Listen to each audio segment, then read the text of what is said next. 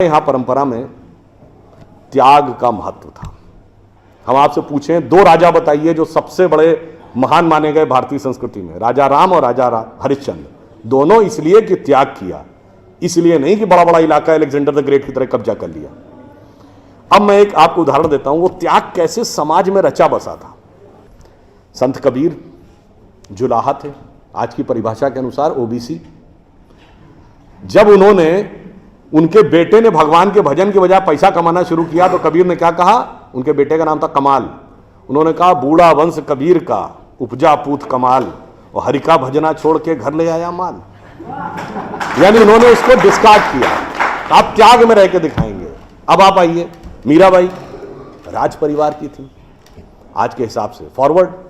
और उन्होंने क्या कहा? पायो जी मैंने राम रतन धन पायो, और जन्म जन्म की पूंजी पाई बाकी सबे लुटायो। हमारे पूज्य संतों में से एक हुए संत रविदास, काशी के रहने वाले थे। उनके पास भगवान राम की एक मूर्ति थी। काशी नरेश उनके पास गए, कहा जाता था इतनी सिद्ध मूर्ति है, आप कृपया इसे मुझे दे दीजिए। ऐसी मूर्ति राजा के पास होनी चाहिए राजभवन में, ना कि इस पे मैं इस मूर्ति के वेट का 10 गुना सोना आपको दे दूंगा। उन्होंने मना कर दिया। उन्होंने कहा जी इसके वेट का 100 गुना सोना दे दूंगा। उन्होंने मना कर दिया। तो राजा को थोड़ा क्रोध आ गया। उसने कहा, ऐसा है रैदास जी, आज जिस झोपड़ी में रह रहे हैं इसमें जितना सोना आ सकता हो नीचे से ऊपर तक उतना भर लीजिए, उतना मैं आपको देने को तैयार हूं। तो एक बार उनकी पत्नी का मन आया कि भाई ऐसा बढ़िया ऑफर नहीं मिलेगा, अब हमें इस पर विचार कर लेना चाहिए। रैदास ने क्या जवाब दिया?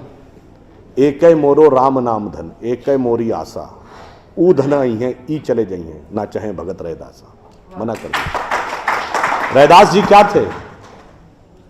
वो जूते बनाते थे, आज की परिभाषा के अनुसार दलित थे। उन्होंने भी पैसे की तरफ नहीं था। और अंत में ये सब एक ही कंटेम्परेरी है, तुलसीदास जिन्होंने रामचरितमानस लिखी, वो ब्राह्मण थे, फॉरवर्ड आज के जमाने के हिसाब से। कहा जाता अकबर उनके पास गए। अकबर ने कहा कि आप हमारे दरबार में आकर स्थान ग्रहण करिए, हम आपको 60,000 की मनसबदारी देंगे। उस जमाने में मनसबदारी एक रैंक होती थी। तो जैसे 40,000 की मनसबदारी वॉज मैक्सिमम, 60,000 का मतलब हुआ कि राजा के बाद सबसे बड़ा स्टेटस आपका होगा। तो तुलसी ने क्या जवाब दिया? हम तो सेवक राम के हियो धर्यो दरबार, हमारे तो हृदय में भगवान राम का दरबार धरा हुआ है। तुलसी का अब होएंगे नर के मनसबदार। ये मैंने क्यों बताया?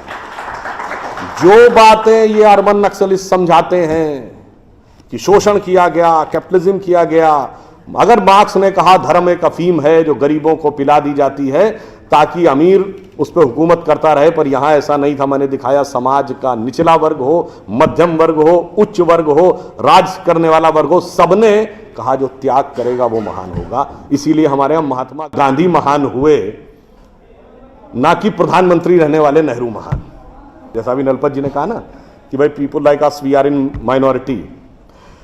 हम देश दुनिया के सबसे युवा देश हैं, यह सत्य है, मगर यह अर्ध सत्य है। हम सबसे युवा देश और सबसे प्राचीन सभ्यता है। We are the youngest nation and the oldest civilisation. तो एक गौरवशाली हमारा भूतकाल है और एक शानदार भविष्य है जो हमारी प्रतीक्षा कर रहा है। बस बीच के इस माया के प्रपंचों को से हम बचे रहें तो कहीं कोई संदेह नहीं है। एक पंक्ति कहकर समाप्त करूंगा कि गौरवशाली था भूत, भविष्य भी महान है, अगर संभालें आप उसे जो वर्तमान है। धन्यवाद।